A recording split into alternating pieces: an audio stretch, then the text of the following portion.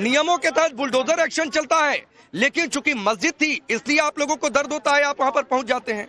हिंदुओं की पीड़ा नहीं दिखती है। राकेश भाई, महाकुंभ में इस देश के हिंदू और सनातनी 1500 लोग मारे गए। भारतीय जनता पार्टी की योगी सरकार इतनी असंवेदनशील थी, इतनी संवेदनहीन थी कि 18 घंटे तक आंकड़े नहीं दे पाई। लाशें महाकुंभ से बहकर, प्रयागराज से बहकर गाजीपुर तक पहुंच गई, लेकिन भारतीय जनता पार्टी के नेताओं को कोई दर्द नहीं हो रहा है। हम इनकी व्यवस्थाओं पे अगर सवाल खड़ा करते हैं तो भारतीय जनता पार्टी के लोग कहते हैं तुष्टीकरण की राजनीति करते हैं। हम तो कहते हैं कि अगर आपने 100 करोड़ की व्यवस्था की थी और 7 करोड़ लोग आ गए किसी दिन, सर मैं इतनी शुरुआत में आपको टोकता नहीं हूँ, किसी भी प्रवक्ता को नहीं टोकता हूँ, लेकिन मैं मेरे प्लेटफॉर्म का इस्तेमाल किसी फेक न्यूज अफवाह के लिए नहीं करने दूंगा। आप कह रहे हैं 1500 मौतें हो गई तो 1500 मौतों हो गई, इसका कोई सबूत, कोई आधार दे दीजिए, वरना किसी राष्ट्रीय चैनल पर बैठकर इस तरीके की बातें मत किया करिए, पहली बात है। और दूसरी बात है कि लाशें तैर रही हैं, पहुंच गई हैं, बह रही हैं, गाजीपुर तक पहुंच गई, फला जगह तक पहुंच गई, यहाँ इतना, अरे थोड़ी सी कॉमन सेंस की बात करिए धर्मेंद्र भाई, थोड़ा सा कॉमन सेंस लगाइए। इतने पीपे के पुल हैं कि अगर कोई लाशें बहा भी देगा तो पीपे के पुल में जाकर फंस जाएंगी। इतना अगर कॉमन सेंस आपके पास नहीं है तो मैं कुछ नहीं कर सकता हूँ। इतना अगर कॉमन सेंस आपके पास नहीं है धर्मेंद्र भाई तो मैं कुछ नहीं कर सकता हूँ। बिहार की महिला ने कहा कि हम लोग जिंदा थे और पुलिस प्रशासन कह रहा था कि इनको जिंदा नहीं, तो भारतीय जनता पार्टी और समाजवादी पार्टी की महिला थे नहीं, वहां के तस्दीर में बताया। सुनिए धर्मेंद्र भाई, एक तो मैं महाकुंभ हादसे पर बातचीत नहीं करना चाहता था, पहले आपको बता दूं यहाँ पर लोग हैं, करोड़ों की भीड़ है, मैं नहीं कह रहा हूँ कि किसी को असुविधा नहीं होगी, बहुत सारे लोग असुविधा उन लोगों को हुई भी है, लेकिन इतनी भीड़ में अधिकांश लोग कह रहे हैं कि सुविधा मिली है। पहली बात है ना भागिए मत बोल के, शूट एट साइट वाला मामला नहीं होगा कि कुछ कहे उसके बाद निकल लिए, कुछ कहे उसके बाद निकल लिए, ये नहीं चलता है, ये नहीं चलता है भाई। आपने कहा 1500 मर गए, लाशें बहा दी गई, गाजीपुर पहुंच गई, किसी ने देखा क्या? एक मिनट, किसी ने देखा लाशें? अफवाह कोई नहीं देखा है लाशें? नहीं देखी। आप लोग कहाँ से? नहीं देखा। कहाँ से आप लोग? दिल्ली से, आगरा से। कोई नहीं, यहीं से। तो चलिए, मैं इस पर नहीं डिबेट करना चाहता हूँ, अलग अलग जगहों से लोग हैं, किसी ने कहीं लाश बहते नहीं देखी है। अब मुझे मेरे सवाल का जवाब दीजिए कि एक मस्जिद का अवैध हिस्सा बुलडोजर से गिरता है, आपको दर्द क्यों होता है? आपको उसमें दंगे का डर क्यों दिखता है? क्या ये भड़काऊ नहीं है? क्या उकसाऊ नहीं है? ये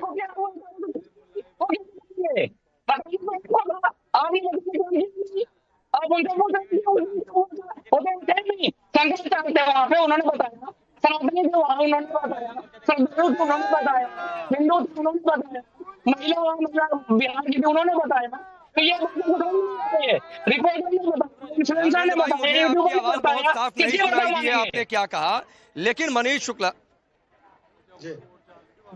कितने दंगे हुए? अरे भाई, मस्जिद का अवैध हिस्सा हाई कोर्ट ने स्टे दिया, कोर्ट ने स्टे दिया, और स्टे की डेट जब खत्म हुई तो बुलडोजर चल गया, जाकर दूसरा स्टे लेके आना चाहिए था, नियमों के तहत नोटिस दिया गया। लेकिन दिक्कत यह है कि आपको वोट बैंक दिखता है, मनीष शुक्ला इन्हें वोट बैंक दिखता है। मैं आऊंगा अभी सावरकर पर भी, रुक जाइए, अरे रुकिए भाई, रुकिए, अभी सावरकर पर आता हूँ, रुक जाइए, रुकिए, चलिए। मनीष शुक्ला, इनको अवैध हिस्सा बुलडोजर चल जाए तो एक खास वोट बैंक क्या दिखता है? 1500 मौतें हो गई, लाशें बह गई, गाजीपुर पहुंच गई। कॉमन सेंस की बात है कि भाई पीपे का पुल है, किसी ने बहा भी दिया तो फंस जाएगा उसमें जाके, कॉमन सेंस नहीं इस्तेमाल करना है। राकेश जी, देवरिया के हाटा कस्बे में मस्जिद का जो हिस्सा गिराया गया है वो मानचित्र के विरुद्ध बना था।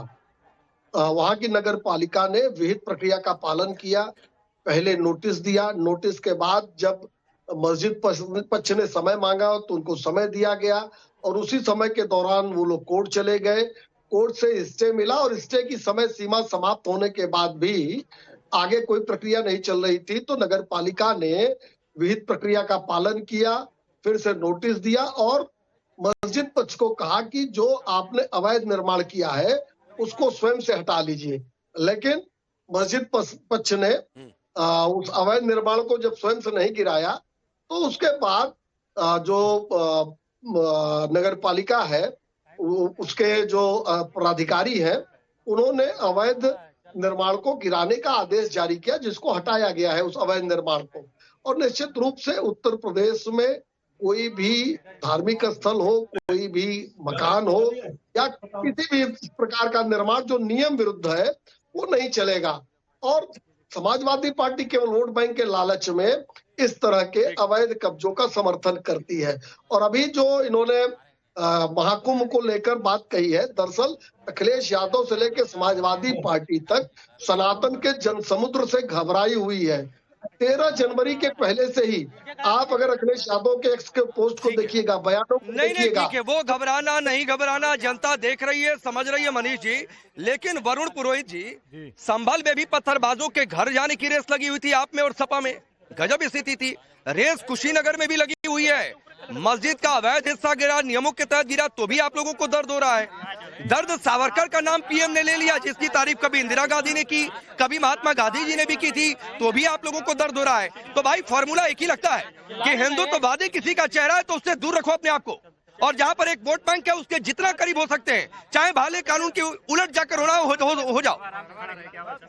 राकेश जी, वोट बैंक मुझे नहीं पता आप कौन से तबके के लिए कह रहे हो, कौन से क्रॉस सेक्शन ऑफ सोसाइटी के लिए कह रहे हो। अगर आप मुस्लिम्स के लिए कह रहे हो तो 8% 10% वोट बैंक के लिए मैंने कई बार कहा, कांग्रेस के मूर्ख है कि 8% 10% का ही वोट चाहिए, बाकी चाहिए नहीं हिंदुओं का वोट। इस प्रकार का नैरेटिव क्रिएट करने की बात नहीं। और समाजवादी पार्टी का स्टैंड अलग है, हमारा स्टैंड अलग है। हमारी डेमोक्रेटिक फोरम है और हमने हमेशा मस्जिद का विरोध नहीं किया। जो भी अभी बात शुक्ला जी ने कहा, अवैध निर्माण या अतिक्रमण, में दिल्ली के टाइम भी कहा था, आज भी कह रहा हूँ, अवैध निर्माण और अतिक्रमण कहीं हो रहा है तो आप उसके खिलाफ कार्रवाई करो। और कुशीनगर में जहां वो अगर एक मस्जिद कर रहे हो, अभी कहने तो 10% की बात कर रहे हैं, तो सैफरन टेररिज्म का नाम ऐसे ही आ गया था, उस 10% के पीछे ही तो आया था ना, आ गया था बिना आधार के। और तब के आपके एक नेता ने आप जाकर कहा कि कांग्रेस पार्टी की लाइन थी, इसलिए सैफरन टेररिज्म कहना पड़ा। हिंदू शब्द का अर्थ भयानक है, शर्म आ जाएगी, ये बिना किसी वोट बैंक की चाहत में कहा गया। सनातन कुष्ठ है, एड्स है, बीमारी है, ये बिना किसी वोट बैंक की चाहत में कहा गया। कौन सा गठबंधन है, कौन इसको लीड कर रहा है? मोदी जी ने जब कहा था 2014 से पहले पैदा होने में शर्म आती थी, वो कौन सा गठबंधन या कौन सा वोट बैंक के लिए कहा था? साउथ कोरिया में जाके आप पुरानी बातें नहीं, मोदी जी के पीछे जाकर मत छिपिए। नहीं, मैं नहीं छिप रहा कहीं भी, आप मेरे को बोलने नहीं दे रहे हो। डिस्कस, और आप कोई पॉइंट पे डिस्कशन तो करोगे, पीछे जाकर छिप जाएंगे। आप अतिक्रमण, अवैध निर्माण की बात कर रहे हो, अभी वहां चले गए, सैफरन टेररिज्म पे चले गए। मेरी बात तो पूरी सुन लो आप। अवैध अतिक्रमण और अवैध निर्माण कहीं भी हो रहा है तो गलत है। दिल्ली के समय भी मैंने कहा था, सुप्रीम कोर्ट ने भी बुलडोजर पे कमेंट किया था। अगर जैसे एक पर्टिकुलर आप शहर की बात कर रहे हो तो मस्जिद का ही गिराया या बाकी जितने अवैध निर्माण थे उनको भी नोटिस दे गिराया, वो तो स्पष्ट करिए। आप पर्टिकुलर धार्मिक स्थल को ही अगर टारगेट करते हो तो डेमोक्रेसी में नहीं चल सकता। अगर आप पूरे शहर के अतिक्रमण या अवैध निर्माण हटा रहे हो तो हटा सकते हो। आप चलाइए मूवमेंट, किसने रोका आपको? के तहत बुलडोजर चला, आप सावरकर वाला स्किप करके आप रुकना चाहते हैं? नहीं, मैं सावरकर में भी जा रहा हूँ, आपने मिक्स मैच कर रखे हैं सारे टॉपिक। आपका डेलीगेशन क्या करने वहां पर चला गया? वीर सावरकर जी की बात करते हो तो उसमें हमारा स्टेटमेंट मैच है ना, क्योंकि तुष्टिकरण की लाइन है।